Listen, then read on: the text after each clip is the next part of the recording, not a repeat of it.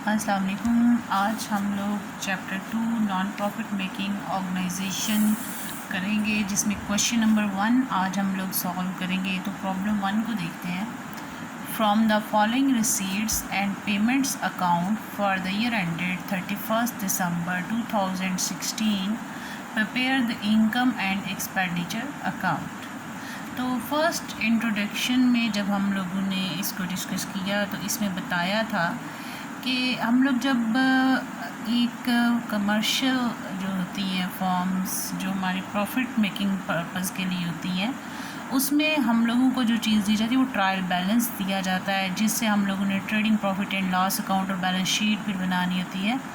तो इसमें हमें रिसीट एंड पेमेंट अकाउंट दिए गए हैं। तो देखते हैं रिसीट एंड पेमेंट अकाउंट में हमारे पास क्या क्या गिवन है, और फिर हम इसे इनकम एंड एक्सपेंडिचर अकाउंट में ट्रांसफ़र करते हैं। कैसे ट्रांसफ़र करते हैं उससे रिलेटेड हमने एंट्रीज़ भी की थी।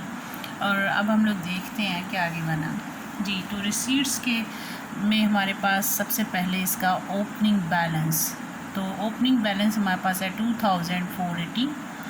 सब्सक्रिप्शन हमारे पास है 3260। सब्सक्रिप्शन का मैंने बताया था कि जब भी जो है ये अक्सर जो कोई क्लब वगैरह होता है, कोई सोसाइटी होती है, तो जो उसके मेंबर्स होते हैं वो हमें मंथली या एनुअली या क्वार्टर बेस पे उन्होंने पैसे जमा करवाने होते हैं, उसे हम लोग सब्सक्रिप्शन कहते हैं। तो ये उसकी अमाउंट है 3260। लाइफ मेंबरशिप फ़ी है 500 है हमारे पास। इंटरेस्ट है 360। एडमिशन फ़ीस है 480। मिसकेलिनियस रिसीट है 100। और हमारे पास डोनेशन फॉर बिल्डिंग फंड्स है 20,000।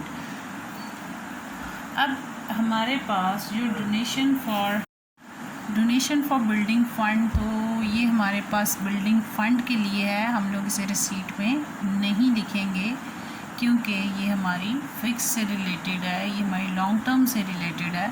तो ये हम लोग इसको बैलेंस शीट में जाके लिखेंगे अगर यहाँ पे बैलेंस शीट रिक्वायर्ड होगी। नहीं तो हम लोगों ने जब इसकी इनकम एंड एक्सपेंडिचर अकाउंट बनाना है तो ये हम लोग उसमें मेंशन नहीं करेंगे। अब ये तो लाइफ मेंबरशिप फ़ी क्या होती है? लाइफ मेंबरशिप फ़ी, एक तो हम लोगों के पास सब्सक्रिप्शन होती है, एक हम लोग मेंबरशिप लेते हैं जो हमने उसकी फ़ीस एनुअली देनी होती है, या हम लोग 6 मंथ के बाद देते हैं।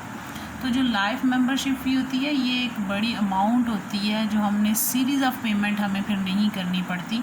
हम एक ही दफ़ा जो है वो अमाउंट पे करके उसका एक हिस्सा बन जाते हैं। तो इसे हम लोग लाइफ मेंबरशिप फ़ी बोलते हैं कि हमें सीरीज़ ऑफ पेमेंट्स नहीं करनी पड़ती हैं। फिर एडमिशन फ़ीस के जब कोई नया मेंबर बनना चाहता है, उसमें सोसाइटी में आना चाहता है, तो वो जो फ़ीस सबमिट करवाता है वो उसकी एडमिशन फ़ीस है। तो मिसकेलिनियस रिसीट्स में बहुत सी चीज़ें फिर आपकी आ जाती हैं। अब हम लोग देखते हैं कि हमारे पास पेमेंट्स में क्या क्या आता है।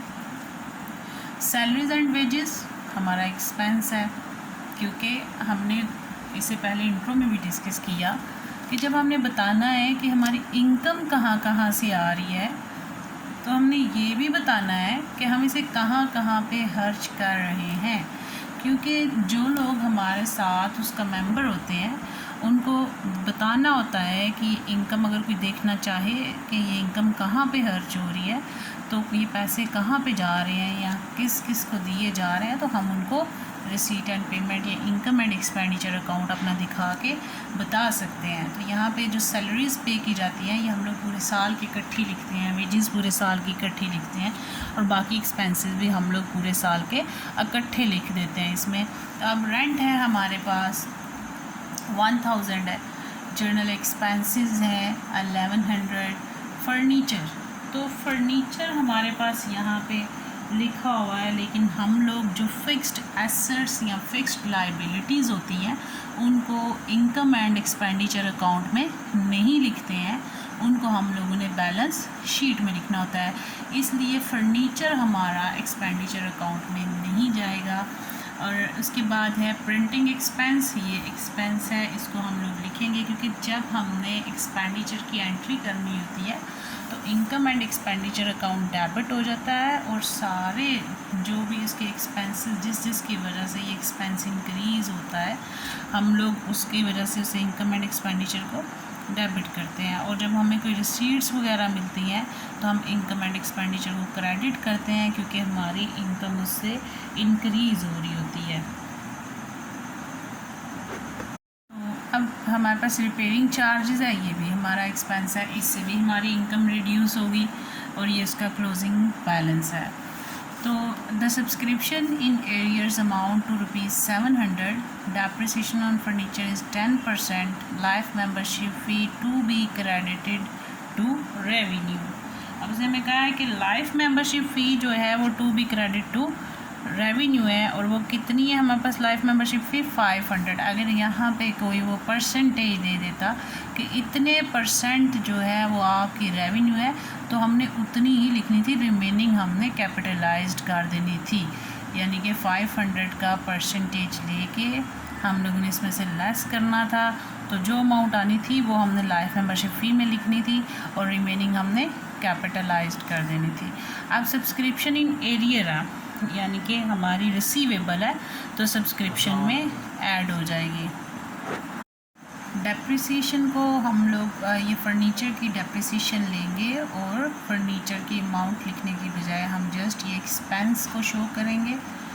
और अब हम लोग इस क्वेश्चन को स्टार्ट करते हैं, देखते हैं कि हम लोग इसका क्या क्या इफेक्ट उसमें करते हैं इनकम एंड एक्सपेंडिचर अकाउंट में। चैप्टर 2 का क्वेश्चन 1 है हमारे पास। इस साइड पे हम लोग एक्सपेंडिचर लिखेंगे रुपीज़, ये हमारी डेबिट साइड है और ये हमारी क्रेडिट साइड है। यहाँ पे हम लोग इनकम लिखेंगे और रुपीज़। तो अब हम लोगों ने क्वेश्चन में देखा कि हमारे पास क्या इनकम है, subscription, life membership fee, interest, admission fees, miscellaneous receipt. Donation for building fund हमारे लिए जो है ये फिक्स्ड में चला जाता है, ये हम लोग इसको बैलेंस शीट में इफेक्ट शो करेंगे। यहाँ पे हम लोगों का इनकम वाली साइड पे इसका इफेक्ट नहीं आएगा।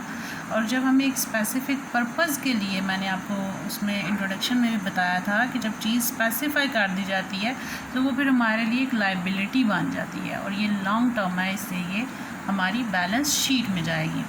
तो अब हम लोग इसकी सारी इनकम लिख लेते हैं, और हमारी जो एडजस्टमेंट थी इनकम से रिलेटेड वो हमारी है सब्सक्रिप्शन की, कि सब्सक्रिप्शन हमारी 700 एरियर है, यानी कि हमारी 700 अमाउंट रिसीवेबल है सब्सक्रिप्शन की। और लाइफ मेंबरशिप फ़ी का उसने कहा है कि वो इट्स मीन कि वो फुली क्रेडिट है, क्योंकि कोई परसेंटेज गिवन नहीं है, इसलिए वो फुली हम लोग रेवेन्यू वाली साइड पे लिखेंगे। और डेप्रिसिएशन हमारा एक्सपेंस है, तो अभी हम पहले रेवेन्यू सारे लिख लेते हैं। सबसे पहले हम लोग किसको लिखते हैं, सब्सक्रिप्शन।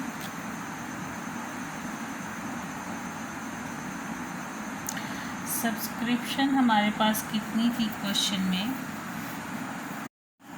3260, और हमारे पास इसमें जो एरियर थे यानी रिसीवेबल अमाउंट थी हमारी सब्सक्रिप्शन की, वो हमारे पास थी 700। तो 3260 में प्लस किया 700 तो 3960 आ गया। फिर हमारे पास उसने बोला था कि life membership fee to be revenue, कि हमारी जो सारी की सारी लाइफ मेंबरशिप फ़ी है वो सारी की सारी रेवेन्यू में हमने लिखनी है। अगर कोई परसेंटेज दे देता कि इतनी कैपिटलाइज्ड है, तो हम लोग उतनी ही लिखते जितनी हमें परमिशन थी। अब इंटरेस्ट है, ये भी हमारी इनकम है, और ये कितना है हमारे पास 360। फिर एडमिशन फ़ी है, एडमिशन फ़ी भी हमारे पास इनकम है। फिर हमारे पास मिसकेलेनियस रिसीट्स, तो ये भी इनकम। ये अब हमने सारी इनकम लिख ली है। सिर्फ एक चीज़ हमने नहीं लिखी जो हमें डोनेशन फॉर बिल्डिंग फंड, यानी कि एक स्पेसिफिक पर्पज़ के लिए मिली थी। तो अब वो फ़ंड जो है वो फ़ंड हमारा लॉन्ग टर्म पर्पज़ के लिए है, तो उसको हम लोग यहाँ पे नहीं लिखेंगे, वो एक स्पेसिफ़िक चीज़ कर दी गई है, वो हमारी लाइबिलिटी, हम ये भी कह सकते हैं वो लाइबिलिटी बन गई है, तो उसको हम लोगों ने बैलेंस शीट में लिखना है, इनकम में शो नहीं करना है। अब हम देखेंगे कौन कौन से एक्सपेंस जो हम लोग अपने एक्सपेंडिचर में, पेमेंट्स में से वो कौन कौन से एक्सपेंस हैं जो हम अपने एक्सपेंडिचर में लिख सकते हैं। तो सैलरीज़ हम लोग लिखेंगे, रेंट लिखेंगे, जर्नल एक्सपेंस लिखेंगे। हाँ, अगर कोई फिक्स्ड एसेट आ जाता है जैसे फर्नीचर है, इसको हम नहीं लिखेंगे, ये हम लोगों का बैलेंस शीट में जाएगा, ये हमारा फिक्स्ड एसेट है, ये यहाँ पे नहीं लिखा जा सकता।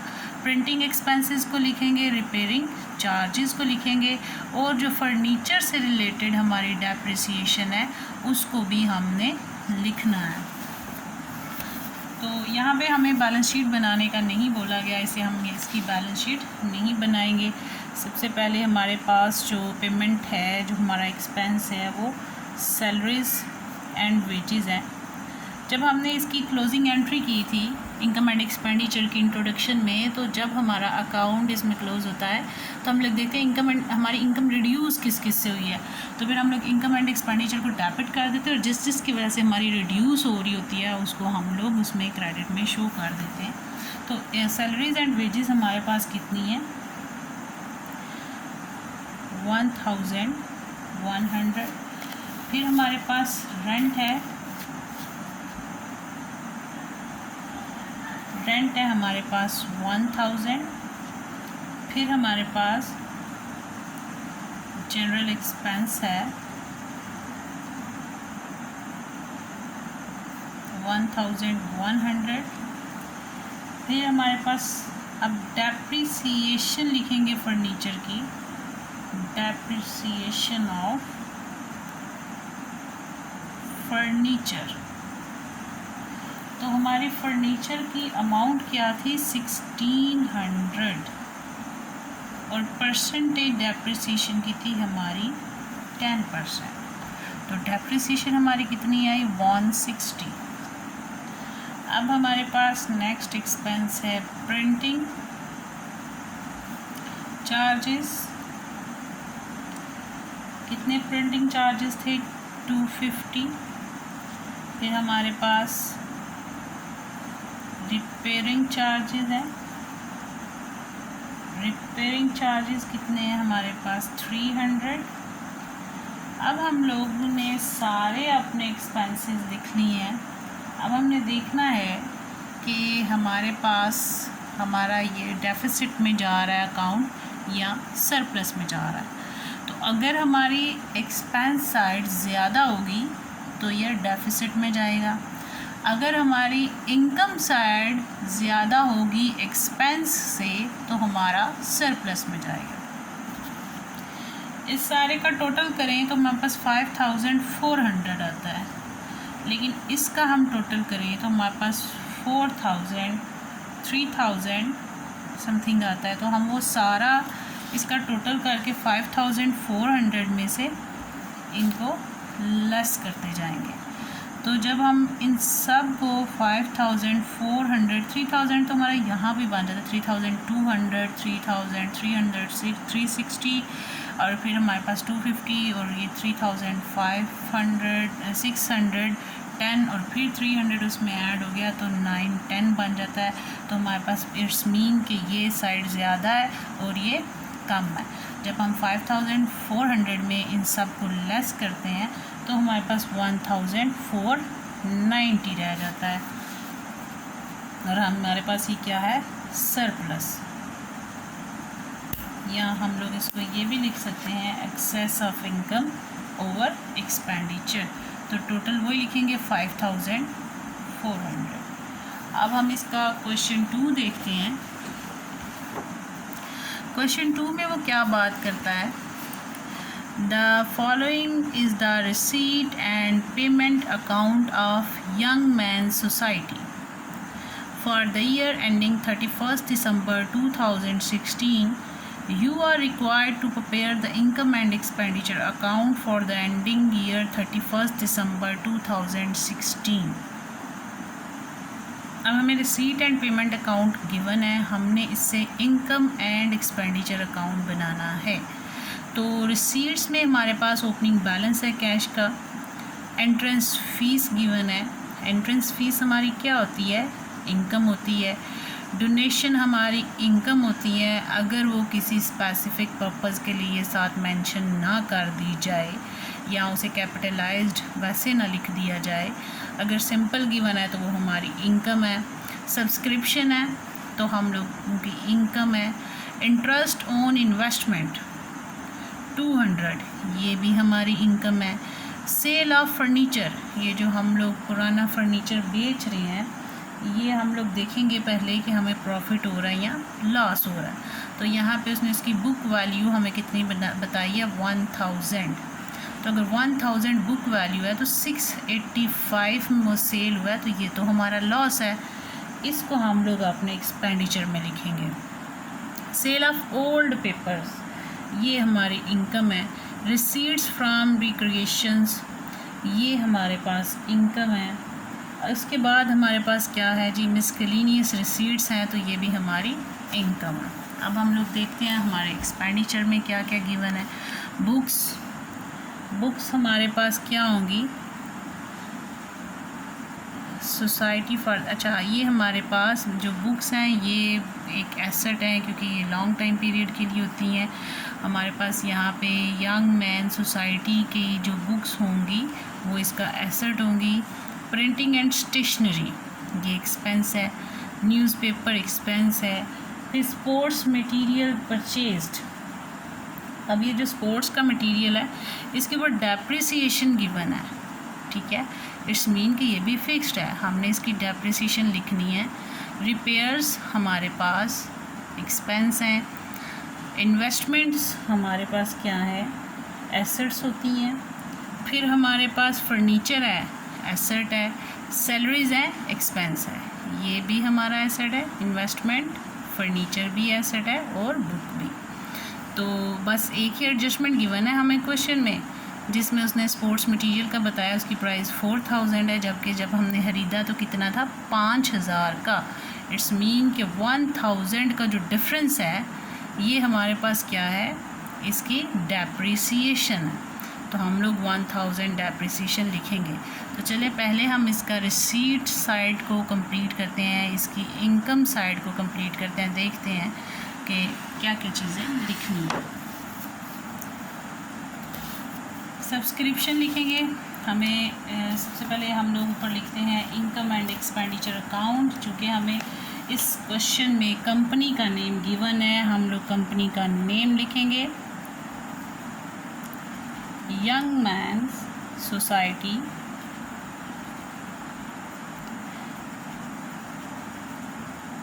Income and expenditure account for the year ended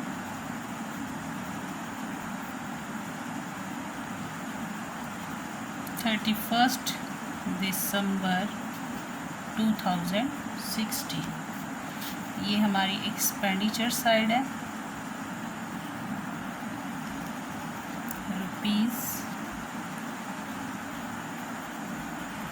income rupees,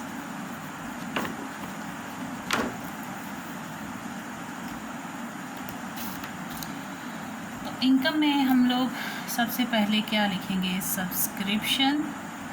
subscription से रिलेटेड हमें कोई भी एडजस्टमेंट गिवन नहीं है, इसलिए हमारे पास जो उसकी अमाउंट है उसे एज इट इज़ हम लोग लिख देंगे।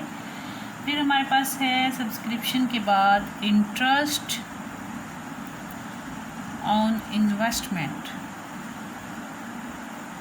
हमने जो इन्वेस्टमेंट की थी उसके ऊपर जो इंटरेस्ट मिल रहा है वो हमारी इनकम है, जबकि इन्वेस्टमेंट सिंपल हो तो वो हमारा एसेट है। अभी उसके ऊपर डिपेंड कर रहा है कि परसेंटेज गिवन है कि नहीं है, तो उससे हमें पता चलता है ये फिक्स्ड है कि नहीं है। फिर हमारे पास क्या चीज़ आती है? Sale of old paper.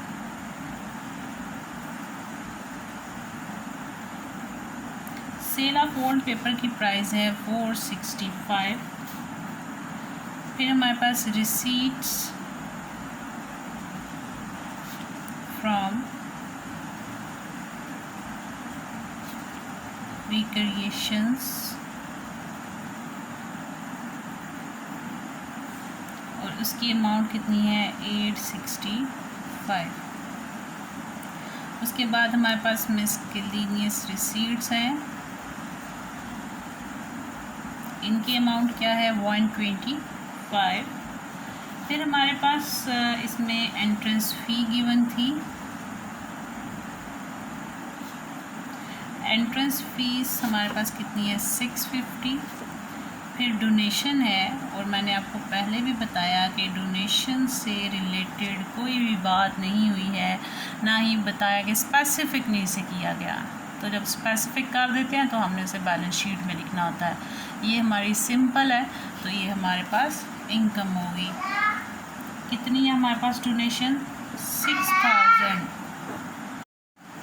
Income का हम टोटल करते हैं तो हमारे पास इनकम का टोटल करने से क्या आ जाएगा, इसका टोटल करके हमारे पास आता है 16,870। अब हम अपने एक्सपेंसेस सारे लिख लेते हैं। एक्सपेंस हमारे पास कौन कौन से होंगे इसमें, प्रिंटिंग एंड स्टेशनरी, न्यूज़पेपर, ये स्पोर्ट्स मटेरियल परचेज्ड है तो यहाँ पे उसने डेप्रिसिएशन बताई है साल के एंड पे 4000 है, कि अब उसकी वैल्यू कितनी रहेगी है साल के एंड पे 4000। तो इट्स मीन कि जो 1000 है वो इसकी डेप्रिसिएशन होगी।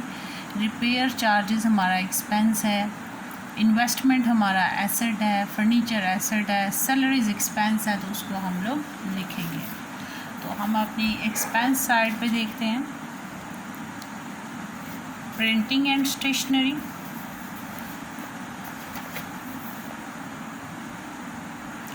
कितनी हमारे पास प्रिंटिंग एंड स्टेशनरी की अमाउंट है 465।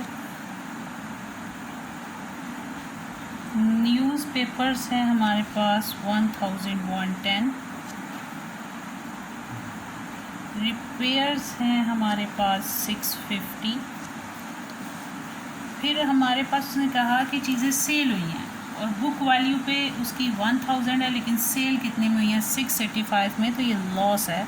तो loss on sale, because book value is less than sale value, तो वो हमारा लॉस है। 1000 बुक वैल्यू थी और सेल प्राइस कितनी है 685।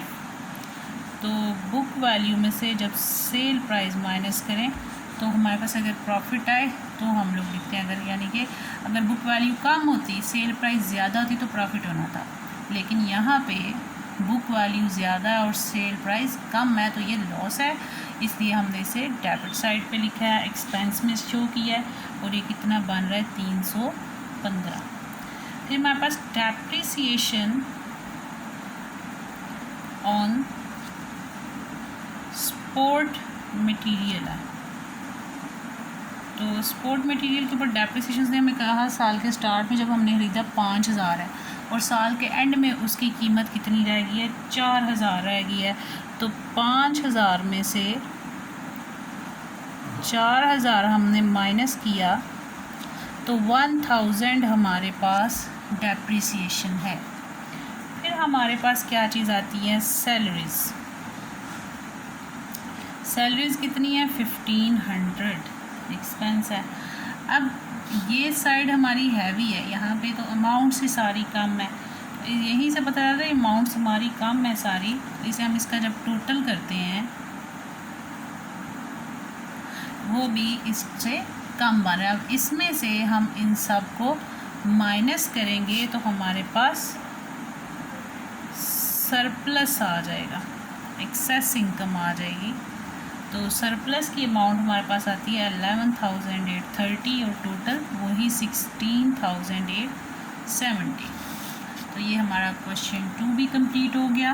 क्वेश्चन 2 में भी उसने हमारे से कोई बैलेंस शीट नहीं मांगी थी और हमें जस्ट एक ही एडजस्टमेंट गिवन थी, वो भी स्पोर्ट्स से रिलेटेड, उसका जो मटेरियल परचेज़ किया उसकी क्लोजिंग वैल्यू गिवन थी, तो हमने डिफरेंस निकाल के उसकी डेप्रिसिएशन लिख दी है। इसके साथ ही हमारा ये जो टॉपिक है उसके फर्स्ट 2 क्वेश्चन कंप्लीट होते हैं नॉन प्रॉफिट मेकिंग ऑर्गेनाइजेशन के। और अगर आपको इसमें इन दोनों क्वेश्चंस में से किसी में भी किसी किस्म की कोई प्रॉब्लम हो तो आप लोग डिस्कस कर सकते हैं। Thank you. अल्लाह हाफ़िज़।